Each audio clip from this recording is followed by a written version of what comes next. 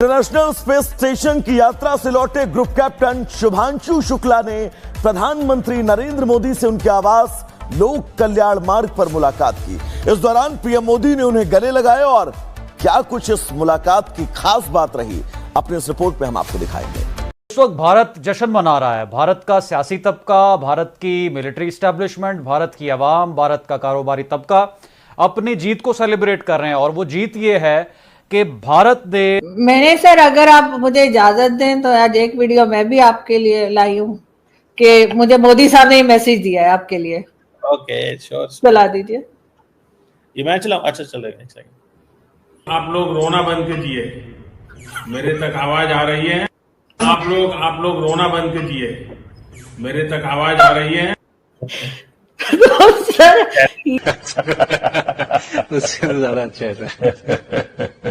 But पहुंचे sir इस mission के लिए, जब पहुंचे मैंने जो आपको होमवर्क कहा था तो उसका क्या प्रोग्रेस हुआ है? बहुत अच्छा प्रोग्रेस हुआ है सर। और लोग काफी हंसे थे मेरे साथ। उस मीटिंग के बाद उन्होंने मुझे चढ़ाया भी था कि आपके प्रधानमंत्री ने आपको होमवर्क दिया तो है और बहुत जरूरी है सर। हमें इस बात का आभास था, मैं गया ही इसलिए था।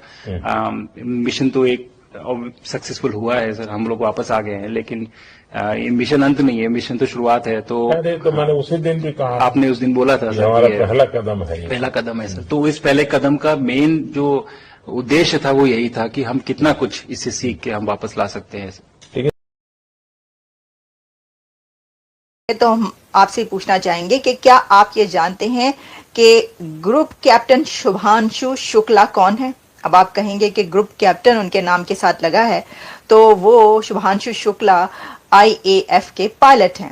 Exactly, Shubhanshu Shukla IAF pilot तो हैं ही, ग्रुप कैप्टन भी हैं, लेकिन now he is set to make history as. Pakistan में इस पर डिबेट की जा रही है, इसमें नासा की फंडिंग शामिल है या इसमें अमेरिकी मुआवनत शामिल है। ये तमाम तर बहस बहुत पीछे रह जाती है। अगर नरेंद्र मोदी फ्रंट पर आकर ये कह रहे हैं कि ये इंडिया का मिशन है और इंडिया, तो फिर यकीनी तौर पर ये उनकी कामयाबी हो सकती है। इस पर हम बात तो कर सकते हैं, लेकिन जिस तरह से वो कह रहे हैं कि अब हमारा अगला पड़ाव सूरज होगा और हमने दूसरे सैयारों पर भी जाना है, हम प्रोग्राम में जरा इस पर बात कर लेते हैं। क्योंकि ये मामला इस तरह से नहीं है कि 2023 में फैसला किया गया इंडिया की जानिब से तो जनाब वो चांद पर पहुंच गए। गुज़श्ता कई दहाइयों से वो स्पेस एंड टेक्नोलॉजी पर इतना फोकस किए हुए हैं, और वो इंफॉर्मेशन टेक्नोलॉजी हो और वो अपर एटमॉस्फेयर साइंसेज हो, इतना वो फोकस किए हुए हैं जिसकी मिसाल नहीं मिलती। सर ये है, इसको आप जीत समझते हैं भारत की? कोई भारतीय आया जी सर, तो भारतीय को देख करके उनके मन में क्या रहता है, क्या पूछते हैं, क्या बात करते हैं, ये बाकी जो दुनिया के देश के लोग होते हैं। जी सर, मेरा पर्सनल अनुभव जो रहा है सर पिछले एक साल में, मैं तो जहां भी गया, जिससे भी मिला, सभी लोग बहुत खुश हुए मुझसे मिलके, बहुत एक्साइटेड थे बात करने में, आके मुझसे पूछने में कि मतलब आप लोग क्या कर रहे हैं, कैसे कर रहे हैं। और सबसे बड़ी बात ये थी कि सबको इसके बारे में मालूम था कि भारत स्पेस के क्षेत्र में क्या कर रहा है, सबको इस बारे में जानकारी थी। और सब मुझसे ज्यादा तो कई लोग थे जो गगनयान के बारे में इतना एक्साइटेड थे, जो आके मुझसे पूछ रहे थे कि आपका मिशन कब जा रहा है। एंड मेरे ही क्रूमेट जो मेरे साथ थे मुझसे साइन करवा के लिख के लेके गए हैं कि जब भी आपका गगनयान जाएगा आप हमें इनवाइट करेंगे और लॉन्च के लिए। और उसके बाद जल्दी से स्पेस स्टेशन और गगनयान सर, जो हमारे बड़े मिशन है सर, उसमें आपका एक्सपीरियंस बहुत काम आएगा। तो मुझे लगता है सर कहीं ना कहीं हमारे लिए एक बहुत बड़ा मौका है, स्पेशली सर क्योंकि जिस तरह का कमिटमेंट हमारी गवर्नमेंट आपके द्वारा जो है इस स्पेस प्रोग्राम को, सर ये पूरी दुनिया देख रही है सर। तो कहीं ना कहीं सर हमारी इस समय क्षमता भी है और इस समय पोजीशन भी है, तो हम यहाँ पे एक लीडरशिप रोल एक्वायर कर सकते हैं सर। और एक बहुत बड़ा एक टूल होगा अगर एक ऐसा स्पेस स्टेशन जो लेड बाय भारत, बट बाकी लोग आके उसका हिस्सा बने। मैंने सुनी सर आपने जो आत्मनिर्भरता इन स्पेस मैन्युफैक्चरिंग वाली आपने बात की थी सर, तो ये सारी चीजें एक ही तरह से जुड़ी हुई है। जो विजन आपने जो अभी दिया है हमें, ये गगनयान का और बैस का और फिर मून लैंडिंग का सर, बहुत बड़ा। आप लोग रोना बंद कीजिए, मेरे तक आवाज आ रही है। आप लोग रोना बंद कीजिए, मेरे तक आवाज आ रही है। मोदी साहब जो है ना, ये हमें कह रहे हैं कि रोना बंद करें। ठीक है, मेरे तक आवाज आ रही है, ठीक है मैडम, मान लें आप, मर्जी है मोदी साहब की। मैं तो चाहता हूं कि भाई बातचीत हो, डायलॉग हो, रास्ता मैं भी चाहती हूँ सर, लेकिन सर मैं चाहती हूँ बातचीत ऐसे हो कि जो शिकायतें हैं भारत को हमारे से, हम सीरियसली उसके ऊपर काम करें और तभी बातचीत हो। हमें एक तो चाइनीज फॉरेन मिनिस्टर इंडिया आ गए हैं, सुना है कि इंडिया चाइना पार्टनरशिप पे अमेरिका परेशान हो रहा है बहुत ज्यादा कि भाई ये क्या हो रहा है। दूसरा, जनरल आसिम मुनीर ने एक स्टेटमेंट जारी की थी, बकौल एहसन क्या नाम है इंटीरियर मिनिस्टर मोहसिन नकवी साहब कह रहे हैं कि जी पाकिस्तान जो है वो ट्रक है, डंपर ट्रक है, इंडिया जो है वो मर्सिडीज है।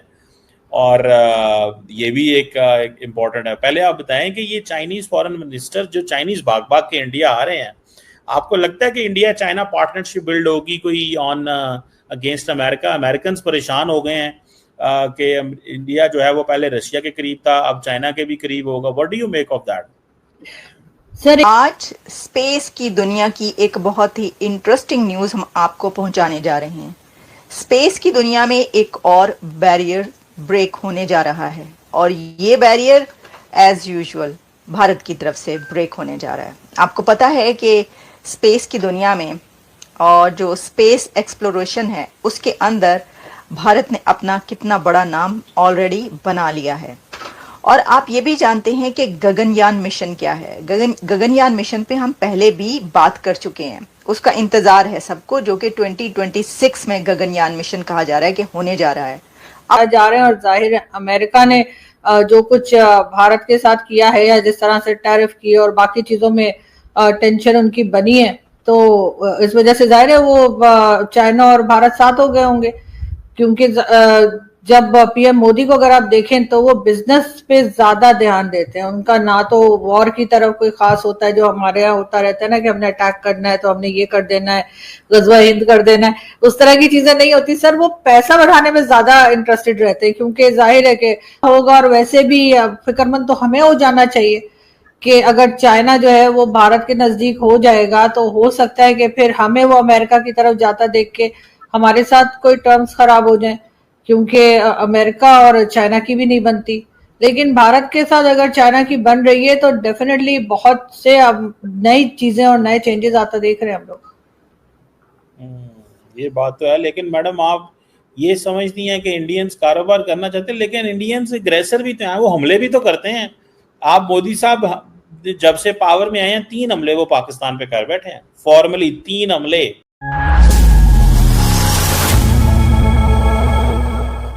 नमस्कार दोस्तों, भारत लगातार विज्ञान, तकनीक और कूटनीति के क्षेत्र में नई ऊंचाइयां हासिल कर रहा है और इसी क्रम में हाल ही में एक खास मुलाकात ने लोगों का ध्यान अपनी ओर खींचा है। युवा वैज्ञानिक और रिसर्चर सुधांशु शुक्ला ने प्रधानमंत्री नरेंद्र मोदी से मुलाकात की, जहां पर दोनों के बीच भारत की प्रगति, आने वाले अंतरिक्ष मिशन और भविष्य की योजनाओं को लेकर बातचीत हुई। इस मुलाकात की खास बात यह रही कि प्रधानमंत्री मोदी ने उनसे सीधे सवाल किए और सुधांशु शुक्ला ने गर्व और आत्मविश्वास के साथ जवाब दिया।